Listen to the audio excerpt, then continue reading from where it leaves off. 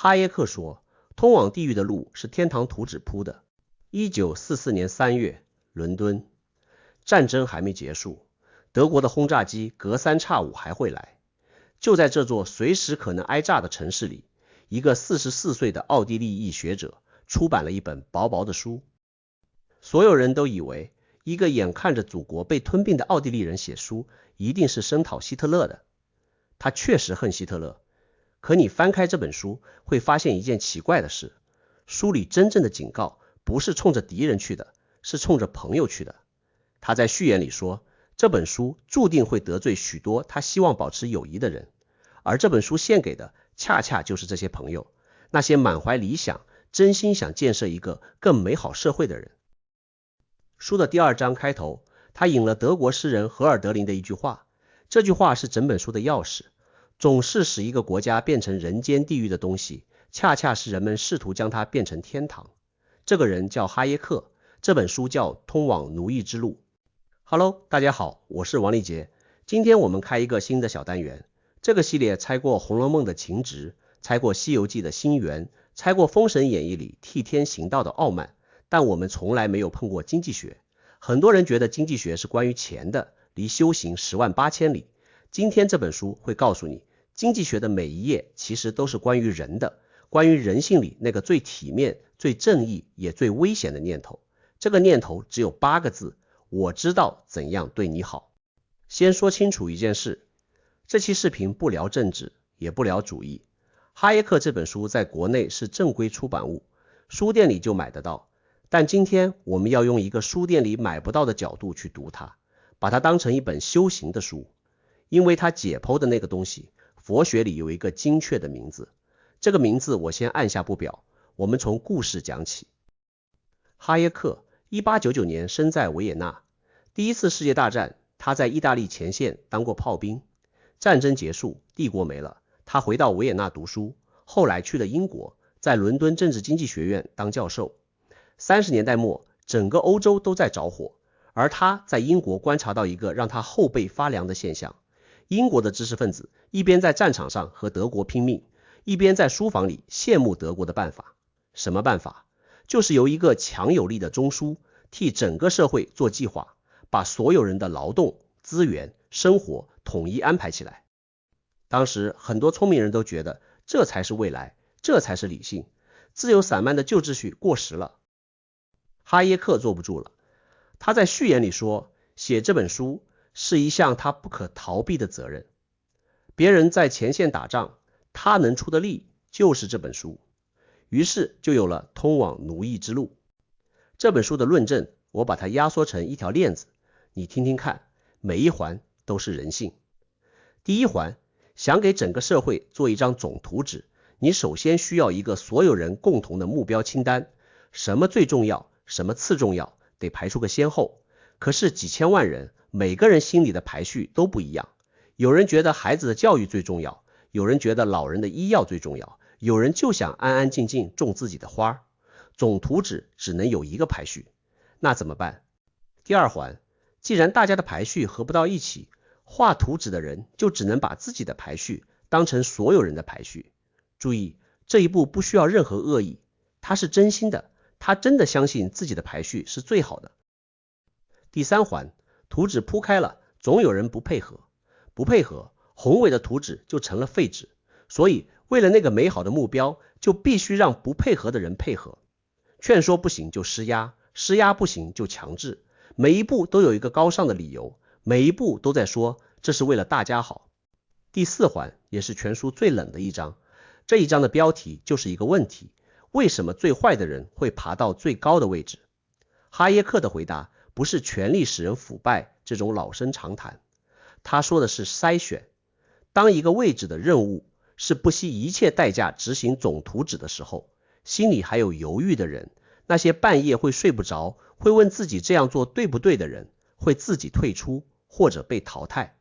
最後留在那個位置上的一定是不猶豫的人，不是壞人搶走了好制度，是那個位置本身一層一層篩掉了良心。這條鏈子從哪裡開始的？從一個念頭開始的，我知道怎樣對你好。到哪裡結束的？到地獄結束的。中間沒有一個環節需要壞人。這就是荷爾德林那句話的完整展開，地獄不需要壞人施工，好人拿着天堂的圖紙就夠了。這本書出版以後發生的事比書本身還有意思。凱恩斯，注意是凱恩斯，哈耶克在經濟學上鬥了半輩子的對手，讀完以後給他寫了一封信，說這是一本了不起的書，在道德和哲學層面我幾乎同意他的全部。連奧威爾，就是後來寫1984的那位，立場跟哈耶克差着108000里，也公開說這本書的警告裡有大量的真理。你看，真正的對手都認賬了。為什麼？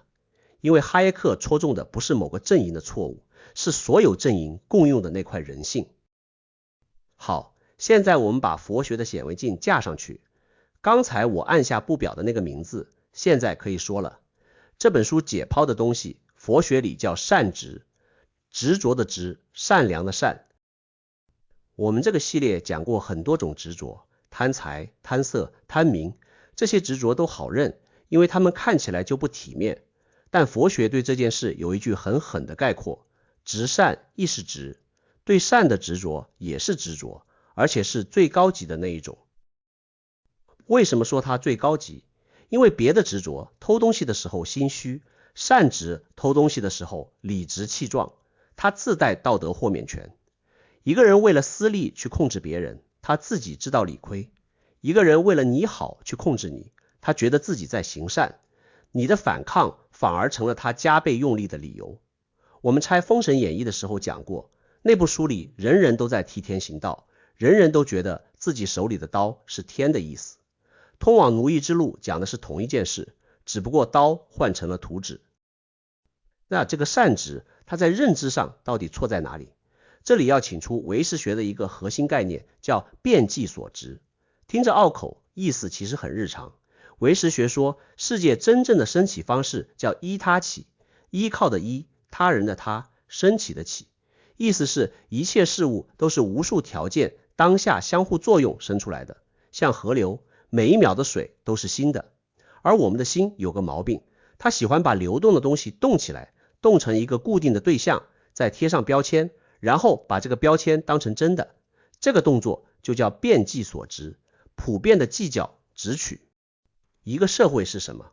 是幾千萬人每天早上醒來，帶着各自的心事、各自的手藝、各自只有自己才知道的那一點點具体處境，相互碰撞、相互交換、相互遷就，活生生長出來的一張網絡。麵包師知道今天的麵粉手感不對，要多加一點水。修表匠知道街角那位老太太的表為什麼總是慢5分鐘。這些知識細碎具體，長在每個人的處境裡，沒有任何辦法把它們收集到一張桌子上，就像你沒辦法把全城人今晚的夢收進同一個檔案馆。而一張總圖紙幹的是什麼？他把這條奔湧的河當成了一塊可以搬運的冰，他把依他起的活網絡凍結成一個可以擺布的死對象。你可以畫一張很精美的河流地圖，但你不能拿着地圖去命令河水。計劃者的錯誤從來不在動機，在認知。他以為自己面對的是一台機器，其實他面對的是一條河。這就是遍計所執，把心裡的圖紙錯認成了外面的世界。再看那個最冷的問題，為什麼最壞者會上位？佛學看這件事用的是共業這個概念。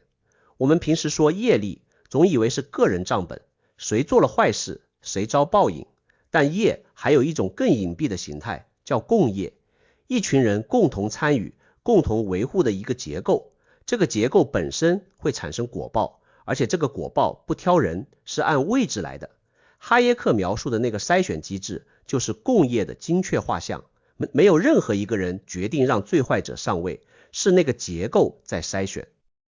每一個交出判斷、只管執行的人，都往篩子上加了一根鐵絲。地獄是眾籌的，這才是共業2個字最讓人睡不着覺的地方。講到這裡，你可能覺得這說的是歷史，是別人，是那些拿着大圖紙的人。別急，現在我們把鏡頭調轉過來，我要說一句可能讓你不太舒服的話。每個人心裡都常年運轉着一個中央計劃委員會，唯識學給它起過名字，叫莫那什。那個日夜不休、時時刻刻抓着一個我不放的深層心理過程。他手裡也有一張圖紙，圖紙的名字就叫我應該。我應該是個什麼樣的人？我的孩子應該考上什麼學校？我的伴侶應該怎麼愛我？我的人生應該在幾歲完成什麼？你想想，你有沒有幹過這種事兒？孩子的興趣像野草一樣，東長一枝，西長一枝，你拿着圖紙咔嚓咔嚓修剪，因為圖紙上畫的是一棵筆直的樹。伴侶用他自己的方式對你好，你不領情，因為他給的不在你的圖紙上。最狠的是對自己，狀態不好的那幾年，你天天在心裡罵自己進度落後，好像你的人生是個工程項目，而你是那個不配合施工的釘子戶。你要是打過坐，體會會更直接。幾乎每個人第一次打坐都幹同一件事，命令念頭安靜。結果呢，越命令越亂。為什麼？因為你在對念頭搞總圖紙那一套。念頭是依他起的，是身體、記憶、情緒無數條件當下湧出來的活水。你拿一紙行政命令去賭，賭出來的全是漩渦。你越想當自己心裡的獨裁者，你的內心就越像一個短缺經濟，到處是排隊的念頭，到處是壓抑出來的黑市。白天不讓想的事，晚上全在夢裡開張。那不控制怎麼辦？撒手不管嗎？這裡正好可以借哈耶克自己的東西打個比方。他一輩子最看重的一個發現是，市場不需要總指揮，價格本身就是信號。每個人看着價格，自己就會調整。修行裡的覺知幹的就是價格的活兒，不是命令的活兒。覺知不對，念頭下令，它只是照亮。這個念頭來了，它背後是什麼在推？它真實的成本是多少？被照亮的念頭不用你趕，它自己會散。你不需要當心裡的獨裁者，你只需要當心裡的光。這兩種治理方式的差別，外面是一個世紀的歷史，裡面是你每一支香的功夫。最後說一說哈耶克停下來的地方。他花了一輩子告訴世界，那種想替所有人做主的衝動有多危險，怎麼防它。但有一個問題，他始終沒有往下問，這個想控制的衝動本身是從哪裡來的？他把答案留在了制度層面，用規則去看住它。佛學在這裡多走了一步，控制欲的根是恐懼，恐懼的根是我們把我當成了一個需要日夜守衛的東西，守着一個我，就必須守住我的邊界、我的預期、我的圖紙，於是全世界都成了需要管理的對象。圖紙不是畫出來的，是怕出來的。哈耶克看見了图紙的代價，佛學看見了握图紙的那只手為什麼鬆不開。這一步不是他的失誤，是他的邊界，也是這套2500年的學問真正值錢的地方。寫這本書的時候，哈耶克賭上了自己的學術聲譽，同行幾十年把他當異類，直到1974年他拿了諾貝爾經濟學獎，世界才回過頭來重新讀他。他自己倒是不急，他說過大意是這樣的話：觀念的戰爭要用幾代人來記。一個人能在長達30年無人喝彩的時間裡守住自己看見的東西，這份定力本身就有點修行的味道了。好，問題留給你，你手裡有沒有一張畫了很多年捨不得撕的天堂圖紙？畫給孩子的，畫給伴侶的，還是畫給你自己的？撕掉圖紙不是放棄花園，是終於蹲下來看看地裡實際長出了什麼。我很想在評論區聽聽你的圖紙的故事，也歡迎你聊聊這個用佛學拆經濟學的新角度，你想不想讓我繼續猜下去？我是王立杰，我們下期見。